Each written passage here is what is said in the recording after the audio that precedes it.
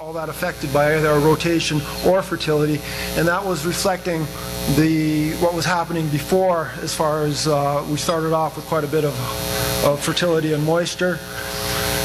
We have a dry year in '96, then we have that very dry year in 2000 and 2001, and then we've had fairly good years for the last 6 years. And what I'm going to do this afternoon is just divide this into 3 different periods.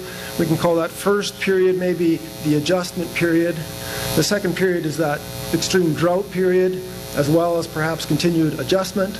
And then this last period is probably the period where we're going to have the best idea of what are the long-term effects of all these different treatments. You know, what is the actual effect that we can tell. This is the same rotations as in the last one, wheat and fallow wheat. And what we can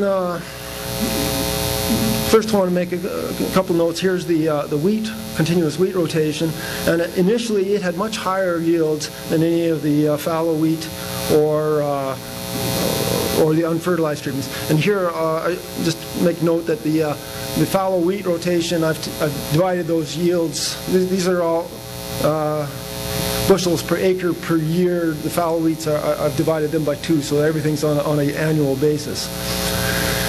Okay, and so we had initially a big advantage, and it's declined during the drought years, and then it's been sort of maintained in the last 6 years, whereas our fallow wheat rotation wasn't as affected by the drought, and it's actually caught up to a point. So then you kind of go, well, what's happening here? Why do we have such a big difference initially and then such a small difference during our last 6 years?